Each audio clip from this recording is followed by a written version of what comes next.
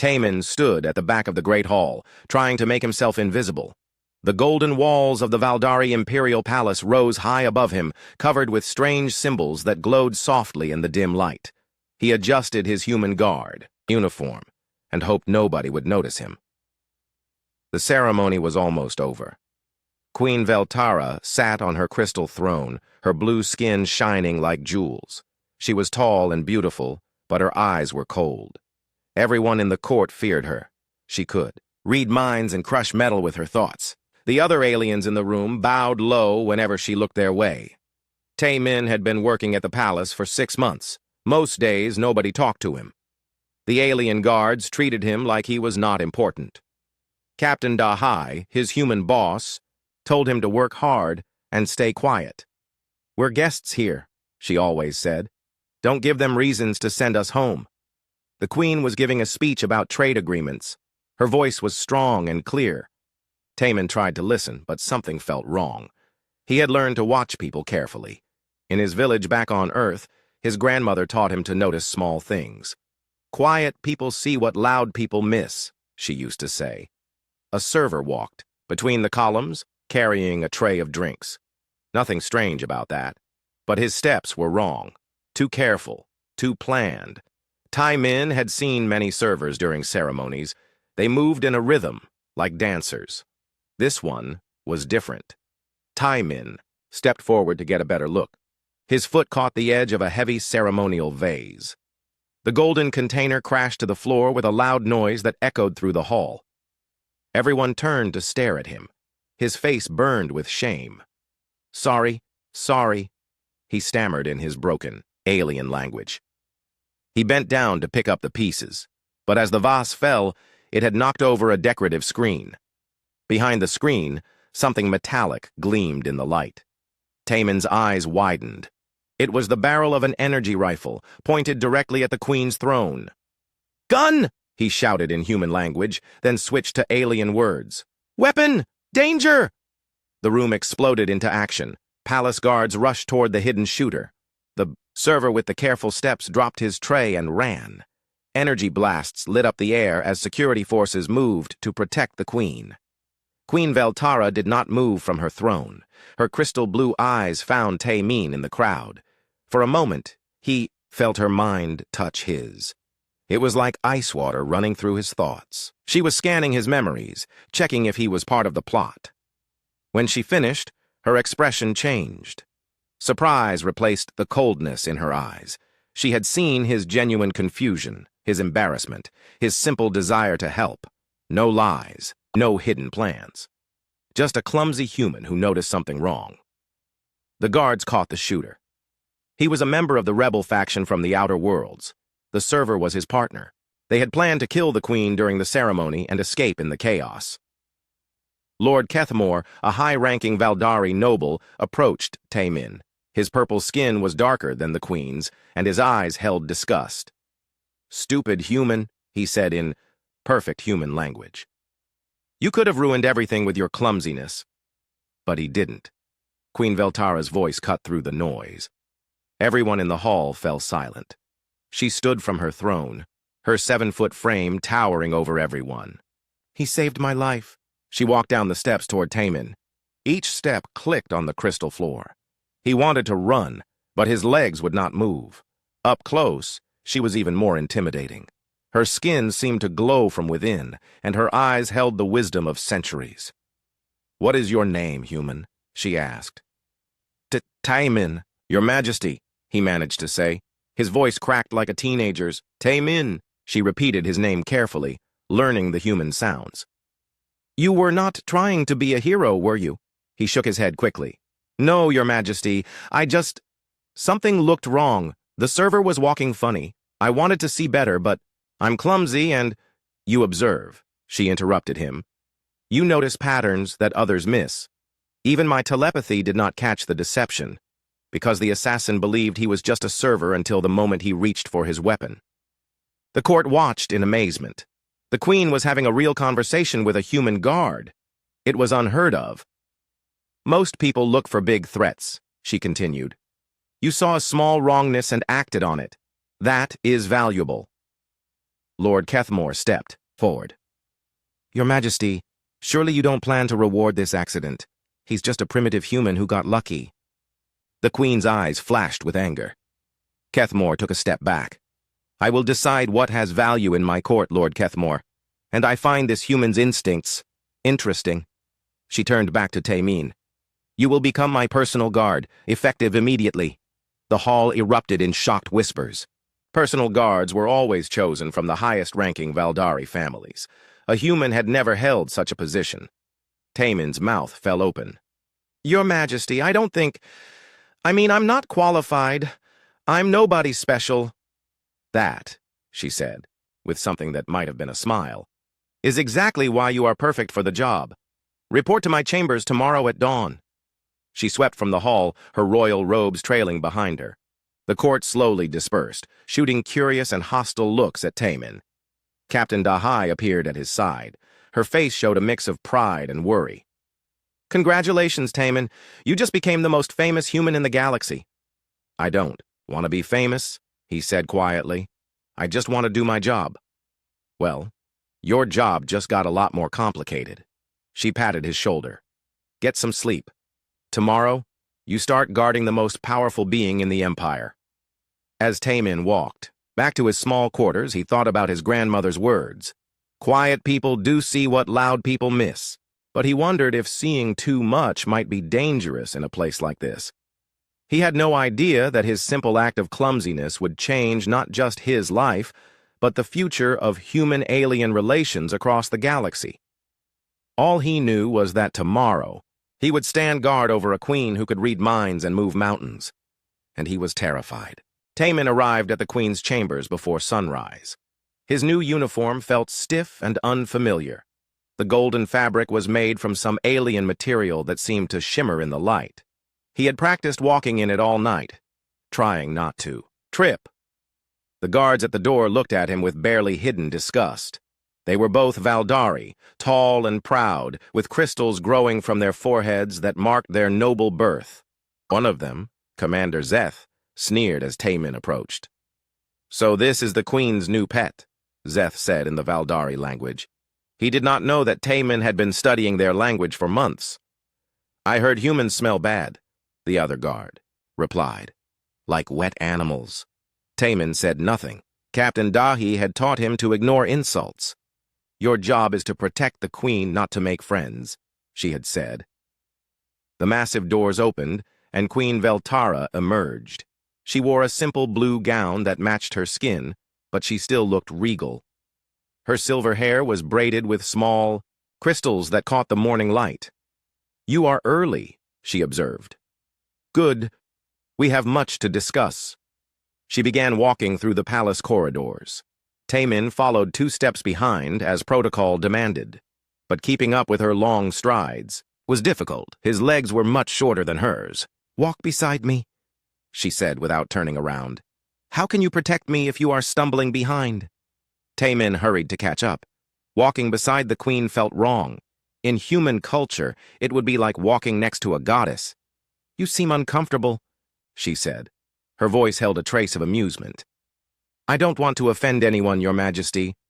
You offend them simply by existing here. You might as well be comfortable while doing it. They entered her private study. The walls were covered with books and data crystals from hundreds of worlds. A large window showed the city below, where millions of aliens went about their daily lives.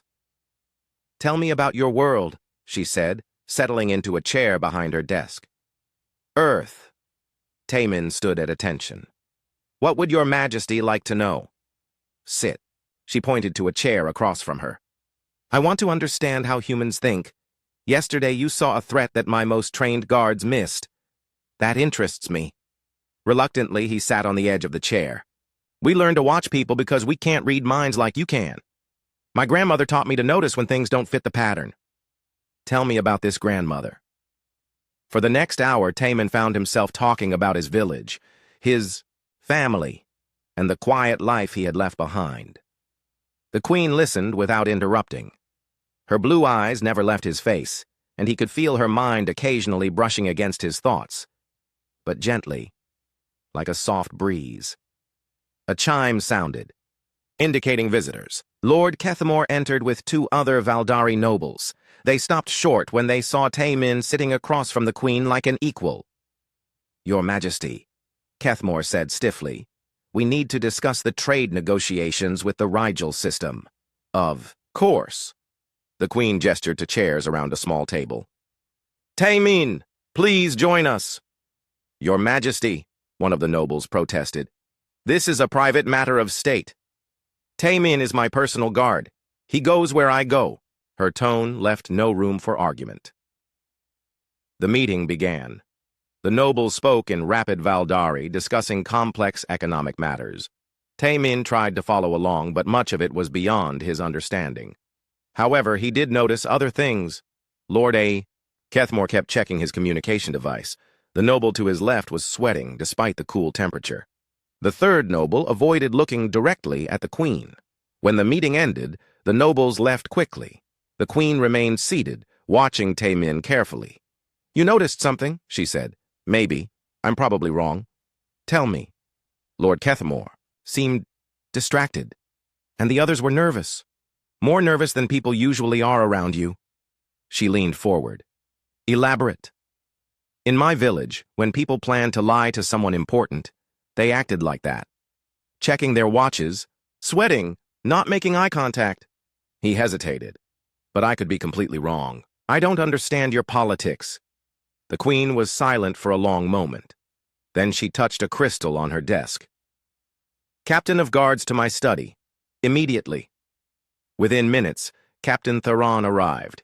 He was an imposing Valdari warrior with scars. "From many battles. Check the communications of Lords Kethamore, Davin, and Xylos for the past week," she ordered. "Look for contacts with off-world parties." "Your Majesty, those are serious accusations against high nobles. Just do it." 2 hours later, Captain Theron returned with a grim expression. "You were right to be suspicious. We found encrypted messages to Rigel system rebels. They were planning to sabotage the trade talks and blame human influence for the failure." The queen's eyes blazed with cold fire. "Arrest them!" "Already done, Your Majesty." After the captain left, the queen turned. "To Taemin, how did you know?" "I watch people because I have to. Humans are small and weak compared to most aliens. We survive by being careful. Show me more of this human carefulness." Over the following days, Taemin accompanied the queen everywhere. He said little, but he watched everything. Gradually, he began to see patterns in the court that even the queen's telepathy couldn't detect. He noticed which servants lingered too long near important conversations. He saw which guards checked their posts and which ones got lazy. He spotted the courtiers who smiled to the queen's face but whispered together afterward. One evening, as they walked through the palace gardens, the queen asked him about human poetry. Taemin was surprised she knew humans had poetry. "My grandmother used to recite old poems," he said. "I remember some of them. Recite one for me." Nervously, he spoke the words of an ancient Korean poem about mountain flowers and changing seasons. He translated it into the common galactic language as best he could. The queen listened in silence. When he finished, she was quiet for a long time. "Your people find beauty in small things," she said finally. "Valdari poetry is about conquest and glory. But this is about noticing life. Humans have to find beauty in small things. We don't live as long as your people. We don't have your power, but we notice moments." That night, for the first time since he had arrived at the palace, Taemin felt like maybe he belonged there. The queen saw value in his human perspective. She listened to his observations and acted on them, but he also noticed Lord Kethamore's associates watching him with hatred. Change was coming to the palace, and not everyone would welcome it. As he prepared for sleep in his new quarters near the queen's chambers, Taemin wondered what his grandmother would think of his new life. He was no longer just a guard trying to stay invisible. He was becoming something new, a bridge between worlds. He just hoped he wouldn't burn that bridge before he finished building it. 3 months had passed since Taemin became the queen's personal guard. The palace had grown used to seeing the quiet human walking beside their powerful ruler.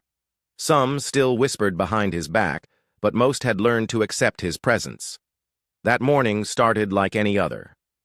Taemin brought the queen her morning reports while she breakfasted on crystal fruits from her home world. But the news was troubling. 3 border worlds are in revolt, she said, reading from a data crystal. The Zephyrian Confederation is behind it. They're spreading lies about our empire. Taemin listened as she explained the situation. The Zephyrians were telling people that Queen Veltara had been weakened by human influence. They claimed she was no longer fit to rule because she trusted a primitive species. They say I have been mind-controlled by human trickery, she said with bitter amusement. As if a human could control a Valdari mind.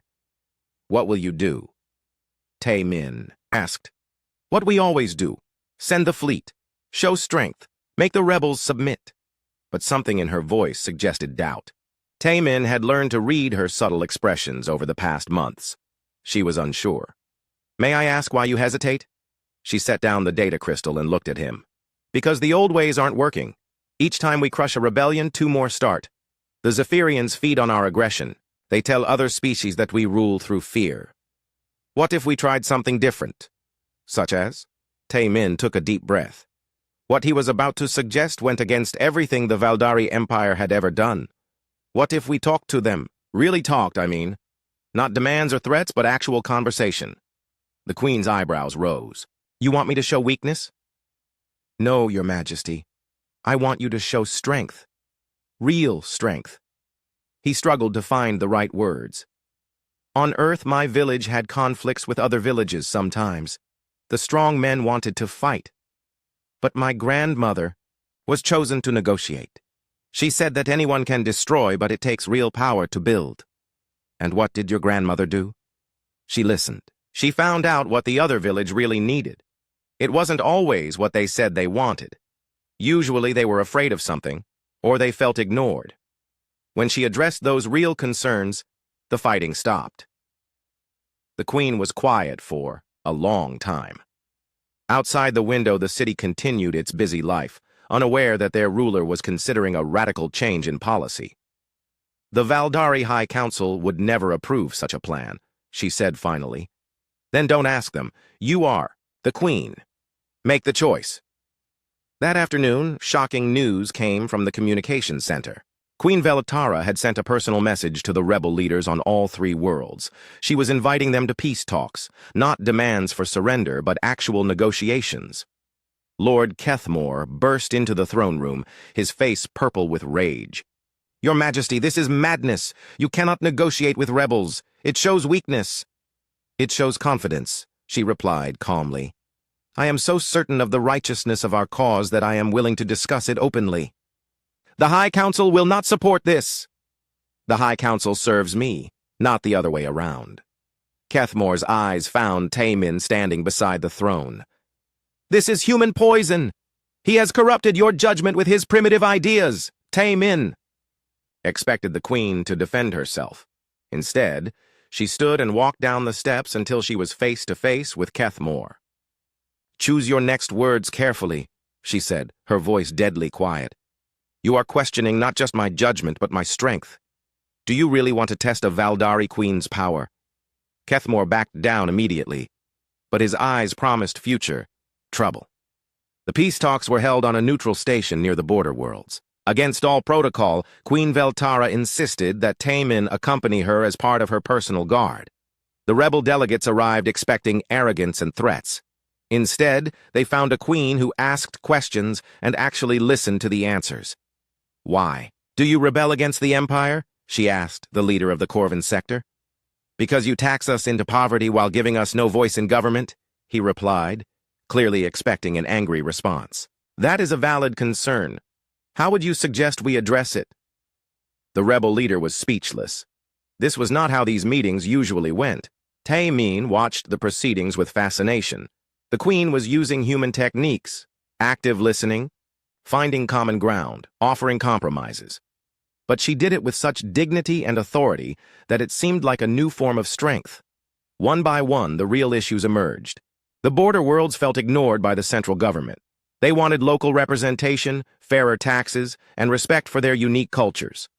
These are not unreasonable requests, the Queen said. We can discuss implementation. The head of The Zephyrian delegation, Ambassador Kreltar, finally spoke up. You think your words can undo centuries of imperial oppression? I think words are more powerful than weapons, she replied. Weapons create fear. Fear creates more rebellion. Words can create understanding. Pretty human philosophy, Kreltar said with disgust. But you are not human, Your Majesty. You are supposed to be Valdari. I am Valdari. But I have learned that strength comes in many forms. During a break in negotiations, Taemin found the Queen standing alone on the station's observation deck looking out at the stars. You are handling this perfectly, he said. I'm terrified, she admitted. Everything I was taught says this is wrong. A queen should command, not negotiate. Maybe that's why the old ways aren't working. She turned to look at him. In the starlight, her blue skin seemed to glow. You have changed me, Taemin. Not through any tricks or manipulation, but by showing me a different way to see strength. Before he could respond, she stepped closer. The court thinks you have some power over me. They're not entirely wrong. Your Majesty, She placed a finger on his lips. Veltara, my name is Veltara. And then, under the alien stars, she kissed him. It was gentle and brief, but it changed everything. This is impossible, he whispered when they parted. Many things are impossible until someone makes them possible. Unknown to them, Captain Dahai had witnessed the moment from the corridor. She quickly stepped back into the shadows, her mind racing. The political implications were staggering. The next day, the peace talks concluded successfully. 3 worlds that had been in open rebellion agreed to remain in the Empire under new terms that gave them local autonomy and representation in the Imperial Senate. But as they prepared to return to the capital, Taemin noticed increased chatter on the communication channels. Something was wrong. Your Majesty, he said quietly. I think we have a problem. She followed his gaze to a news broadcast playing on the station's public screens. The headline made her blood run cold. Shocking revelation. Valdari Queen in secret. Romance with human guard.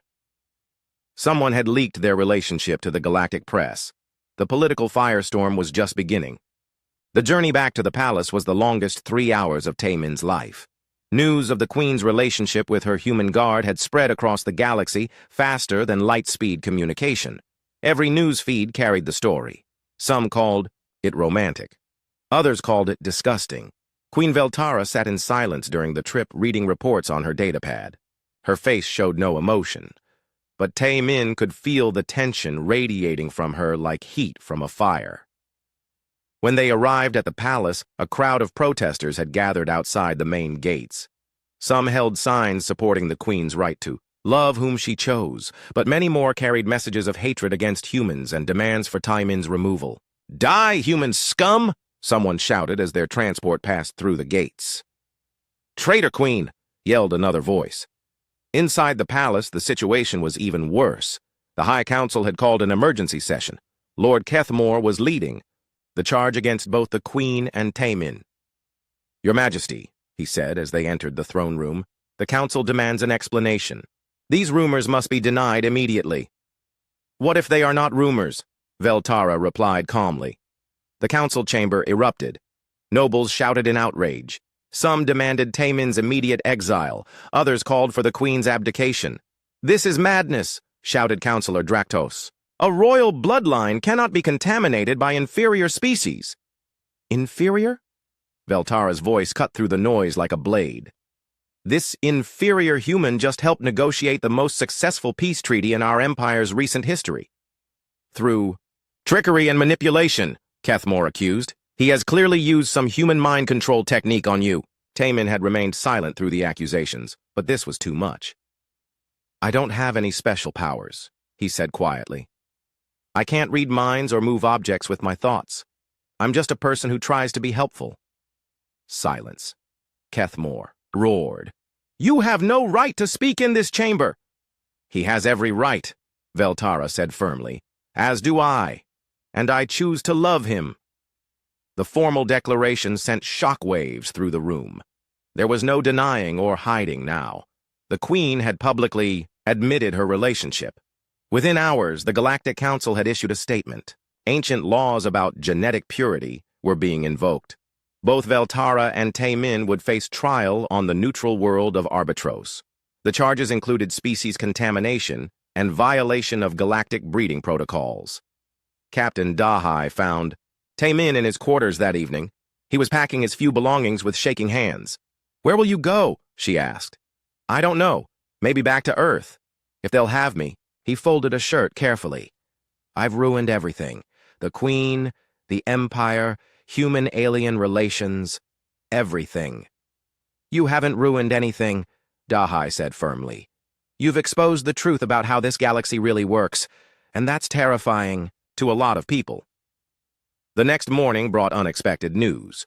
Earth's government had sent a message to the Galactic Council. Instead of abandoning Taemin and the Queen, they were demanding that humanity be judged by the same standards as other galactic species.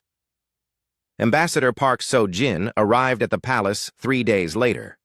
She was a small, serious woman who had been Taemin's friend since childhood. Now she carried the hopes of humanity on her shoulders. "The trial will be broadcast across the galaxy," she explained to Taemin and the Queen. "Every species will be watching. This isn't just about your relationship anymore. It's about humanity's place in galactic society." The trial began 2 weeks.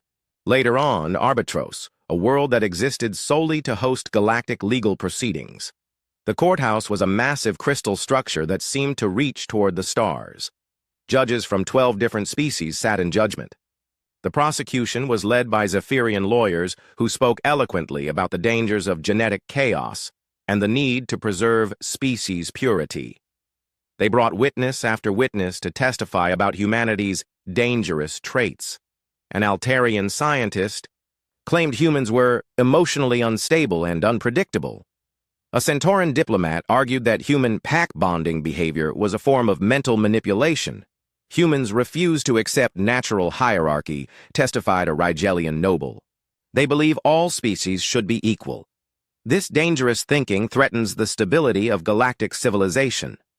When it was time for the defense, Ambassador So-jin stood before the judges. Her voice was clear and strong. "The prosecution would have you believe that love is a crime," she began. "That understanding between species is dangerous. That equality is a threat to be feared." She gestured toward Taemin and Veltara, who sat together at the defendant's table. "But look at what this couple has achieved.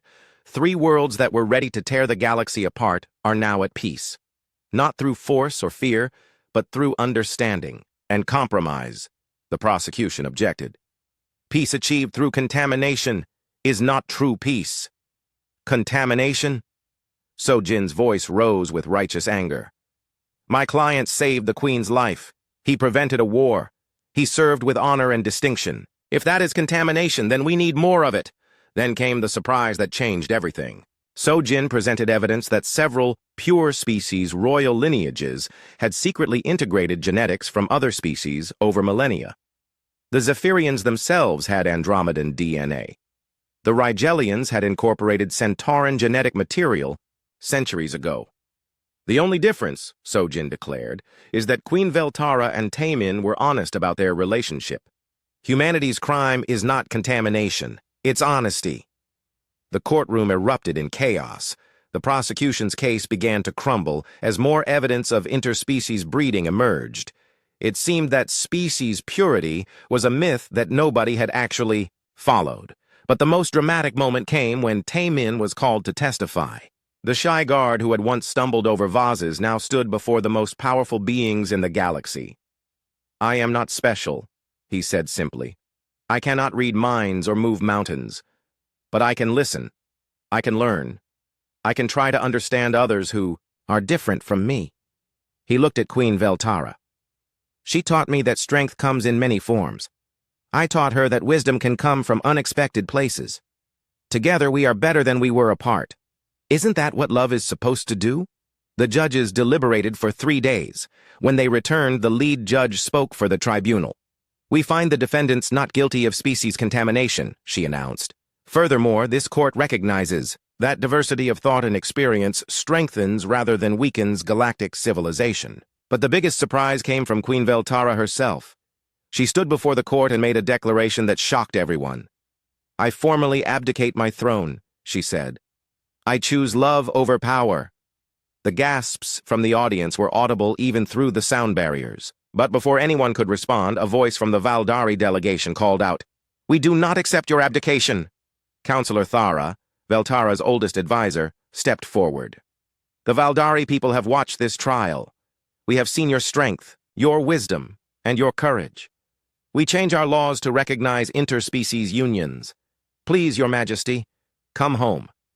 For the first time since the trial began, Veltara smiled.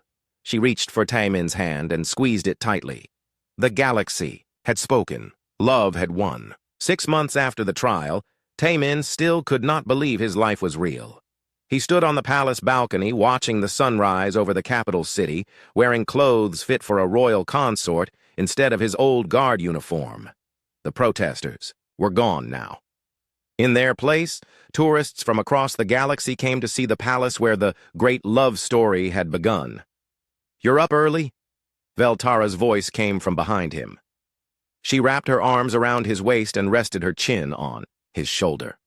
Even after all this time, her touch still made his heart race. "I couldn't sleep. Too much to do today." Today was their wedding day. Not just any wedding, but the first interspecies royal ceremony in galactic history. Representatives from hundreds of worlds were arriving to witness the event. "Nervous?" she asked. "Terrified," he admitted. "What if I mess something up? Trip during the ceremony? Forget my vows?" She laughed softly. "Then you'll be exactly the same person I fell in love with, the one who knocked over a vase and saved my life." The past months had been a whirlwind of change.